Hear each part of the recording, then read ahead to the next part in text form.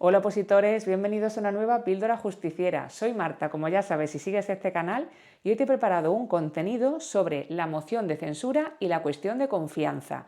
Son dos conceptos que aparecen bastante en los medios de comunicación, sobre todo cuando se habla de política, de Pedro Sánchez, al que se le pide que dimita a diario y demás.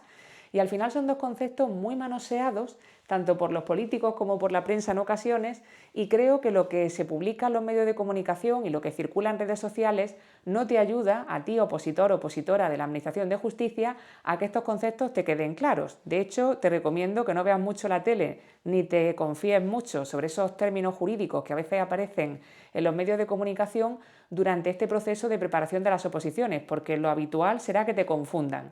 Así que empezamos ya, no sin antes recordarte que te suscribas a este canal y que actives la campanita de notificaciones, y así YouTube te avisará cada vez que hay una nueva píldora justiciera disponible para ti, que también va a venirte para preparar tu oposición a la Administración de Justicia.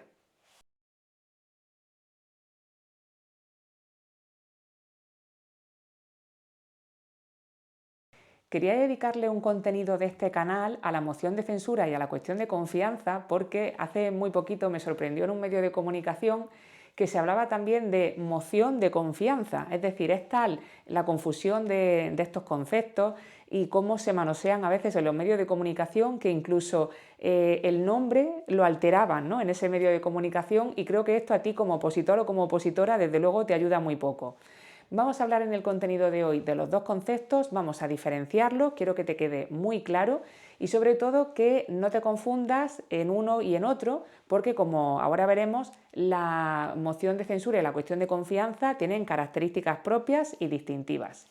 Vamos a empezar con la moción de censura, que se encuentra regulada en el artículo 113 de la Constitución española.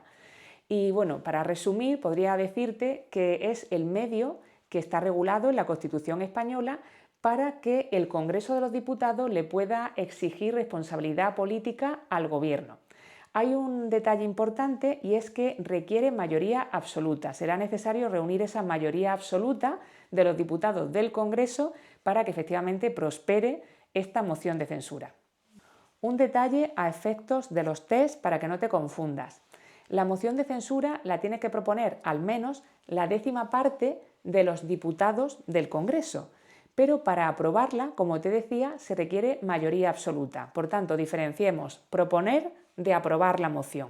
Para proponer requerimos la 10ª parte de los diputados, que propongan esa 10ª parte de los diputados esta moción de censura, pero para aprobarla, para que esta moción de censura se apruebe y prospere, es necesario que voten a favor de esta moción de censura la mayoría absoluta del Congreso de los Diputados.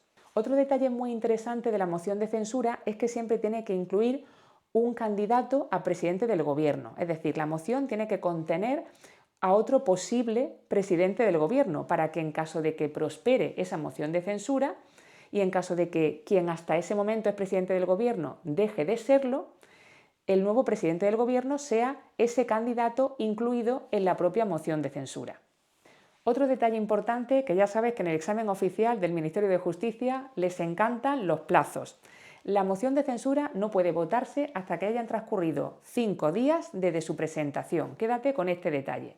Y otra cuestión fundamental es que en los 2 primeros días de ese plazo de 5 se podrán presentar mociones alternativas. Recuerda lo que te decía antes de que toda moción de censura debe incluir un candidato a presidente del Gobierno, que sería la alternativa al presidente del Gobierno al que en ese momento se le está planteando esa moción de censura. Pues recuerda que si en esos 2 primeros días de ese plazo de 5 se pueden presentar mociones alternativas, esas mociones alternativas pueden incluir otros candidatos a presidente del Gobierno. Por tanto, no tenemos por qué quedarnos solamente con el candidato a presidente que primeramente haya planteado quien presentó esa primera moción de censura, sino que se pueden plantear mociones de censura alternativas en ese plazo de 2 días desde que se presentó la primera, y esas nuevas mociones de censura pueden proponer un candidato diferente que quizá nos convenza más que el de esa primera moción de censura que se planteó. Y otro detalle importante, en caso de que se plantee una moción de censura y finalmente no resulte aprobada, es decir, no reúna los votos necesarios para prosperar, no se alcance esa mayoría absoluta necesaria para que pueda aprobarse esa moción de censura, los mismos firmantes de esa moción de censura, los signatarios, como le llama la Constitución española, esos mismos firmantes de la moción de censura no podrán plantear otra durante el mismo periodo de sesiones. En los medios de comunicación nos hemos acostumbrado a que al presidente del Gobierno continuamente se le ponga delante esa amenaza de la moción de censura, la moción de censura.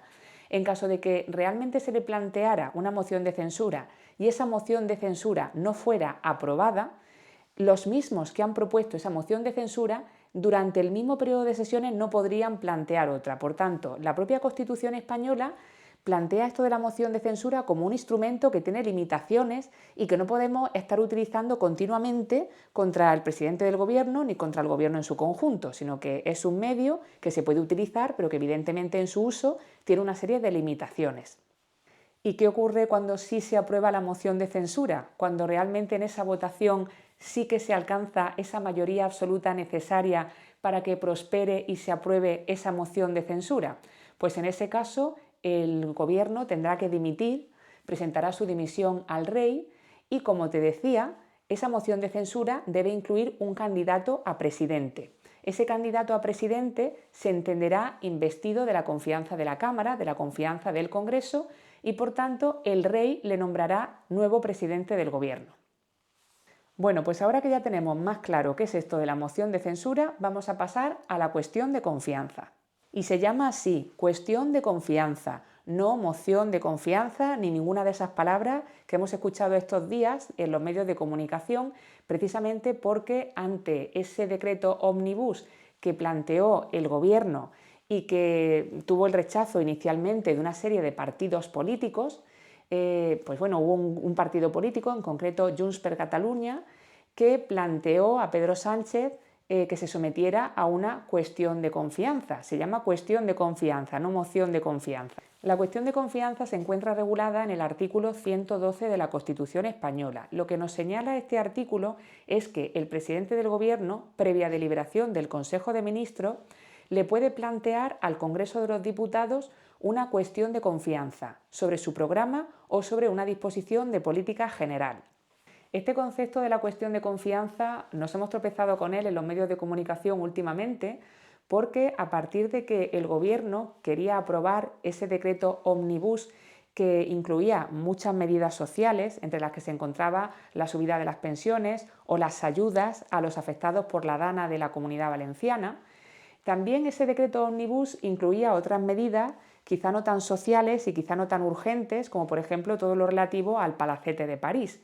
Como en ese decreto ómnibus se aglutinaban muchas medidas de muy diferente tipo, la aprobación de ese decreto contó con la resistencia inicial de varios partidos políticos y dentro de ese apretar de Junts per Catalunya para negociar si realmente iba a poder contar Pedro Sánchez o no con su apoyo para poder aprobar este decreto ómnibus, una de las cuestiones que Junts puso encima de la mesa y le planteó a Pedro Sánchez es que podía someterse a una cuestión de confianza. Fue una de las cuestiones que se puso encima de la mesa, que finalmente no se llegó a tramitar, porque realmente no se llegó a producir esa cuestión de confianza y finalmente ese decreto ómnibus se aprobó, pero sí que es cierto que dentro de esas resistencias iniciales que sí que hubo, fue una de las posibilidades que Junts puso encima de la mesa. Así que vemos que es un concepto que está de rigurosa actualidad.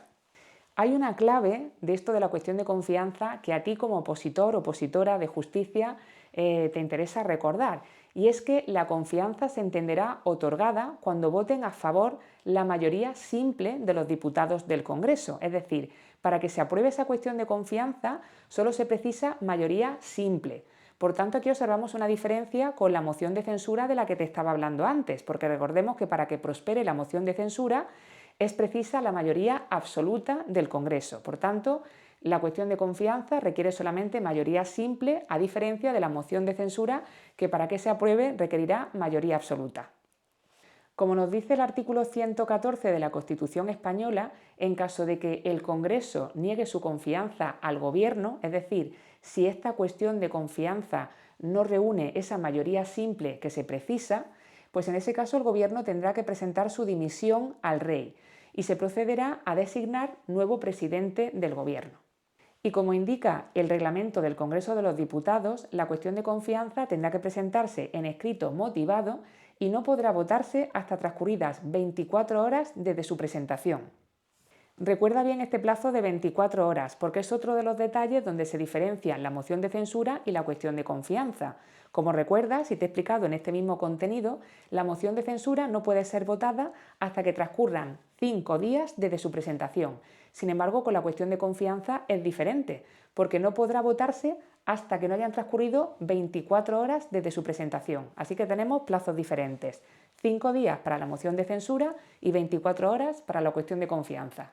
Bueno, opositores, pues espero que este contenido os haya dado mucha luz sobre la cuestión de confianza y la moción de censura, aunque ya sabéis que yo recomiendo que no veáis mucho la tele durante el periodo de preparación de las oposiciones, porque realmente hay tal grado de confusión y a veces en los medios de comunicación, ya no digamos en los discursos de los políticos, se maneja con tanta alegría y con tan poco rigor algunos de los conceptos que tenéis que estudiar para la preparación de las oposiciones, que yo creo que al final vais a acabar confundido. Así que quizá mejor durante el periodo de preparación de oposiciones apagar la tele y estar un poco al margen de esos medios de comunicación.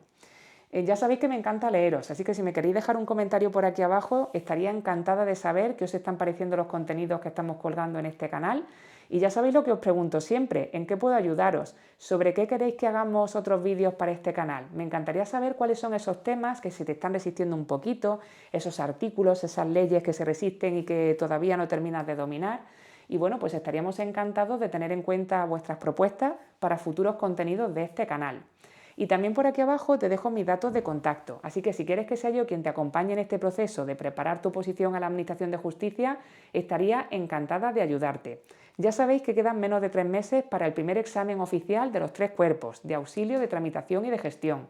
Así que no pierdas la oportunidad de sumarte a nuestro grupo, de preparar la oposición con nosotros. No pierdas esta oportunidad de aprovechar mucho estos 3 meses que si estudiamos, si machacamos con los test, con los casos prácticos y con las clases que tenemos preparadas para ti, pueden ser 3 meses muy productivos. 3 meses que marquen la diferencia entre tener plaza como funcionario en la Administración de Justicia o no aprobar. Así que no te lo pienses y ponte en contacto con nosotros. Y ya sabéis lo que decimos siempre desde este canal. El esfuerzo es inmenso, la recompensa será eterna. Hasta la próxima píldora justiciera.